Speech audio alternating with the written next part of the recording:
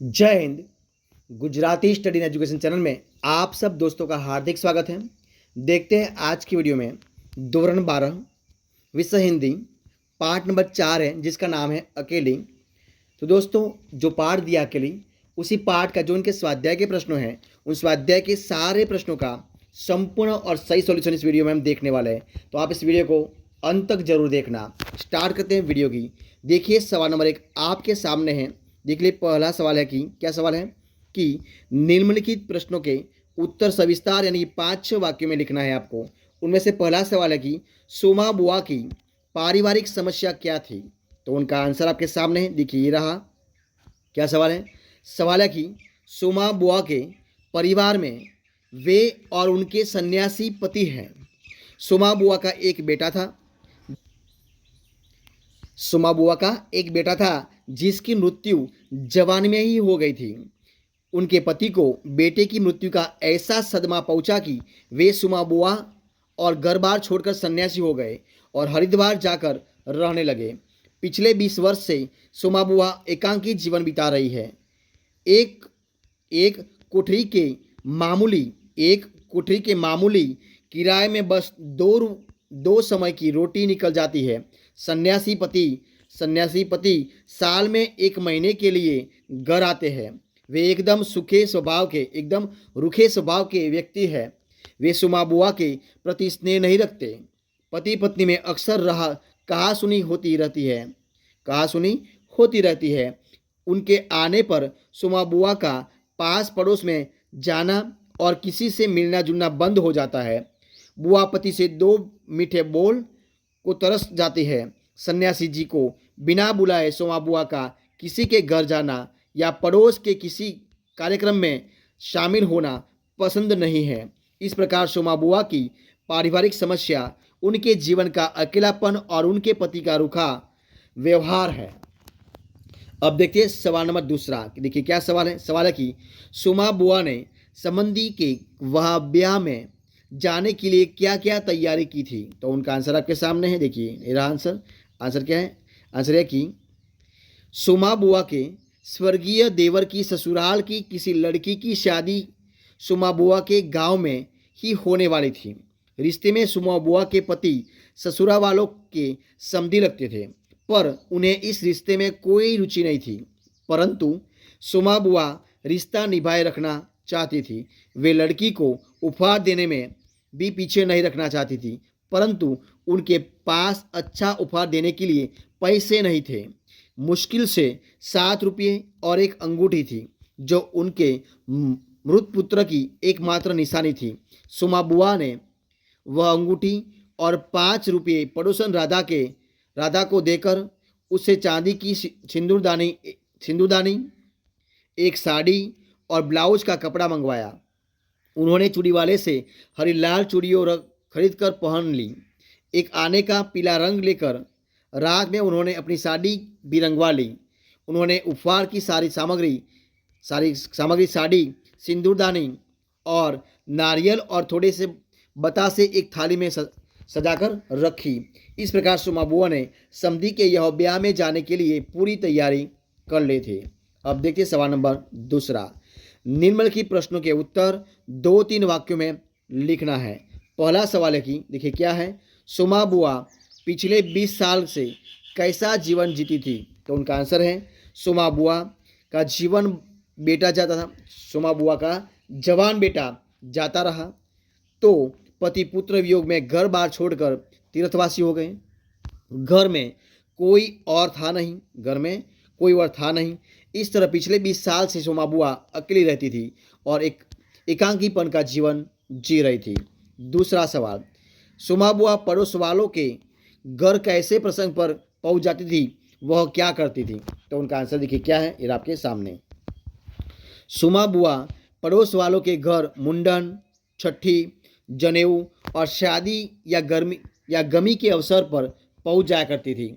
वह पहुंचकर वे छाती फाड़कर काम करती थी। उन्हें काम करते देखकर ऐसा लगता था जैसे वे दूसरे के घर में नहीं, अपने ही घर में काम करती रहती हो। इस प्रकार लगता था। अगला सवाल देखिए क्या है। सोमा बुआ के पति का व्यवहार कैसा था। तो उनका आंसर भी आपके सामने मैं रखता हूँ, देखिए रहा।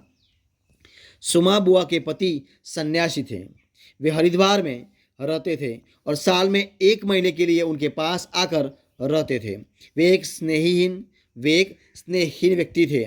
उनके आने से सुमा बुआ का रोजमर्रा का क्रम गड़बड़ा जाता था। सुमा बुआ का घूमना फिरना और दूसरों से मिलना जुलना उन्हें बिल्कुल पसंद नहीं था। उन्हें किसी के यहाँ किसी कार्यक्रम में बिना बुलाए जाना भी पसंद नहीं था। वे सुमा बुआ से कभी मीठे बोल तक नहीं बोलते थे। जब तक वे रहते थे सुमा बुआ का चेहरा मुरझाया कर रहता था। सुमा बुआ के पति उन पर क्रोध भरी वाणी और कटुवचनों की बौछार करने से नहीं चूकते थे और इस प्रकार उनका स्वभाव था। अगला सवाल, सुमा बुआ ने अंगूठी क्यों बेच दी? तो उनका आंसर भी हम आपके सामने रखते हैं। सुमा बुआ अपने रिश्तेदारों से बहुत लगाव रखती थी। उनके दिवंगत देवर की ससुराल की किसी लड़की की शादी उनके गांव में होने वाली थी। सुमा बुआ का मानना था कि देवर के मरने के बाद भले उनसे संबंध न रहा हो पर लड़की वाले समझी ठहरे, इसलिए लड़की को कुछ देना उनका फर्ज है। घर में पैसे थे नहीं। यह अंगूठी उनके मृत बेटे की निशानी थी। उन्होंने यह अंगूठी बेचकर लड़की को उपहार देना तय किया, इसीलिए सुमा बुआ ने अंगूठी को बेच दिया। अब देखते हैं सवाल नंबर 3। निम्नलिखित प्रश्नों के उत्तर एक एक वाक्य में लिखना है। पहला सवाल है, अकेली कहानी का प्रमुख पात्र कौन है? तो अकेली कहानी का प्रमुख पात्र है सुमा बुआ है। कौन है? सुमा बुआ है। दूसरा सवाल, सुमा बुआ ने अपनी जिंदगी किसके भरोसे काटनी पड़ती थी? तो सुमा बुआ को अपनी जिंदगी पास पड़ोस वालों के भरोसे काटनी पड़ती थी। आगे का सवाल, सुमा बुआ के बेटे का नाम क्या था? तो सुमा बुआ के बेटे का नाम हरखू था। क्या नाम था? हरखू था। अगला सवाल, सुमा बुआ को किसके ब्याह का न्योता नहीं मिला? तो सुमा बुआ को अपने समधियाने की किसी लड़की के ब्याह का न्योता नहीं मिला था।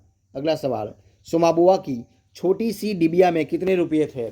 तो सुमा बुआ की छोटी सी डिबिया में 7 रुपये थे। अगला सवाल देखिए, क्या सवाल है आपके सामने। निम्नलिखित प्रश्नों के उत्तर दिए गए विकल्पों में से चुनकर आपको लिखना है। तो पहला के देखिए क्या है, अकेली कहानी की लेखिका का क्या नाम है? तो देखिए, अकेली कहानी की लेखिका का नाम है मनु भंडारी। क्या नाम है? मनु भंडारी है, यानी कि ऑप्शन बी सही आंसर हो जाएगा, मनु भंडारी। अगला सवाल, सुमा बुआ का जो उनका पति है वो सुमा बुआ का पति क्यों तीर्थवासी हुआ? तो पुत्र की मृत्यु से दुखी होकर वो तीर्थवासी हो गए, यानी कि ऑप्शन सी आंसर सही आंसर हो जाएगा। अगला सवाल, सुमा बुआ की पड़ोसन का नाम क्या था? तो सुमा बुआ की पड़ोसन का नाम था राधा, यानी कि ऑप्शन ए सही आंसर हो जाएगा, राधा। अब देखते हैं सवाल आगे का। सुमा बुआ के देखिए क्या है, सुमा बुआ के मृत पुत्र की एकमात्र निशानी क्या थी? तो सुमा बुआ की एकमात्र पुत्र की निशानी थी अंगूठी। ऑप्शन डी आंसर सही आंसर हो जाएगा, अंगूठी। अगला सवाल देखिए, निम्नलिखित विधानों की पूर्ति के लिए दिए गए विकल्पों में से उचित विकल्प चुनकर वाक्य को पूर्ण करना है। तो देखिए क्या है, आपके सामने ये वाक्य रखा है। देखिए क्या है, बुआ ने बड़े बड़े आर्थिक संकटों के समय खाजगिया मोह नहीं छोड़ा था, यानी कि मृत पुत्र की एकमात्र निशानी अंगूठा का मोह नहीं छोड़ा था, यानी कि का ऑप्शन सही आंसर हो जाएगा। अब देखिए आगे, गली में चूड़ी वाले की आवाज़ सुनकर, देखिए क्या है, गली में चूड़ी वाले की आवाज़ सुनकर उनकी दृष्टि खाजगिया से जाकर टिक गई। तो गली में चूड़ी वाले की आवाज़ सुनकर उनकी दृष्टि अपने हाथ की बद्दी मटमैली चूड़ियों पर जाकर टिक गई। अब देखते हैं आगे, राधा भाभी ने क्या है, राधा भाभी ने समधियों के यहाँ विवाह में देने के लिए बुआ को बाजार से क्या ला कर दिया? तो राधा भाभी ने समधियों के यहाँ विवाह में जाने के लिए बुआ को चांदी की एक सिंदूरदानी, एक साड़ी तथा ब्लाउज का कपड़ा लाकर दिया। अब देखते हैं आगे, प्रश्न 6, निम्नलिखित वाक्यों का आशय स्पष्ट करना है आपको। तो देखिए क्या हुआ, तो अपने ही काम नहीं आवेंगे तो कोई बाहर से तो आवेगा नहीं। तो उनका आशय क्या, देखिए आपके सामने मैं रखता हूँ। हमारे देश में होके मौके एक दूसरे को सहयोग देने की पुरानी परंपरा है। एक दूसरे के सहयोग से काम कम समय में आसानी से हो जाता है। खुशी अथवा गमी के समय पास पड़ोस के लोग अक्सर सहयोग देने के लिए तैयार रहते हैं। दूर के लोगों से सहयोग की गुंजाइश कम रहती है। आदमी अपनों से ही सहयोग की उम्मीद करता है, वे ही मौके पर काम आते हैं। बाहर वालों से सहयोग की उम्मीद नहीं की जा सकती। अब देखते हैं आगे दूसरा पॉइंट, देखिए क्या है। एक काम गस से नहीं हो रहा था, अब घर में कोई बड़ा बूढ़ा हो तो बतावे या कभी किया हो तो जाने। अब देखते हैं, कोई काम ढंग से तभी होता है, कोई काम ढंग से तभी होता है जब काम करने वाले व्यक्ति को उस काम काम को करने की जानकारी हो, अथवा उसने काम शुरू करने से पहले किसी बड़े बूढ़े व्यक्ति से उस काम के बारे में जानकारी प्राप्त कर ली हो। किसी काम के बारे में समुचित जानकारी न होने पर सारा काम बिगड़ जाता है। विशेष अवसरों पर सही ढंग से काम न होने पर बद उड़ते देर नहीं लगती। ठीक है, अब देखते हैं सवाल नंबर आगे का। निम्नलिखित मुहावरों के अर्थ देकर वाक्य में प्रयोग कीजिए। तो देखिए क्या हो जाएगा।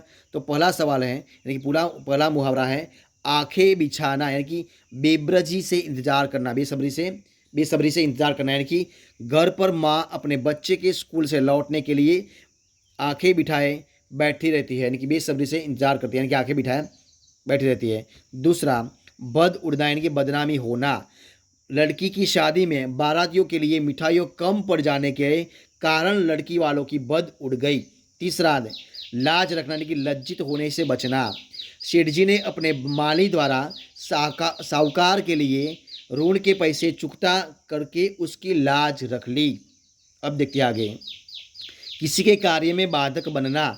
तो कुछ लोगों को दूसरों के मामले में टांग अड़ाने की आदत होती है। आगे का, पल्ला पकड़ना, यानी कि सहारा बनना। मनीष ने उस भले आदमी का पल्ला पकड़ लिया, इसलिए उसकी जिंदगी मौज से बीत गई। अब आगे देखते हैं, दिल धड़कना, यानी कि चिंता या भय से व्याकुल होना। सेठ जी को किसी ने फोन पर धमकाया तो उनका दिल धड़कने लगा। अब देखते हैं आगे, छाती फाड़ कर काम करने की बहुत अधिक काम करना। वाक्य है, मजदूर छाती फाड़ कर काम करते हैं। और इसी वीडियो का लास्ट मुहावरा, मन भर जाना, यानी कि मन को तसल्ली देना। तो दूसरों के यहाँ शादी ब्याह में जाकर शोमा बुआ अपना मन भरमा लेती थी। तो दोस्तों, इस प्रकार हम इधर इस वीडियो को पूरी तरह ख़त्म करते हैं। तो अगर आपको मेरा इस वीडियो अच्छा लगा हो, पसंद आया हो, यूज़फुल लगा तो उनको लाइक कीजिए, कमेंट कीजिए, आपके दोस्तों में शेयर कर दीजिए।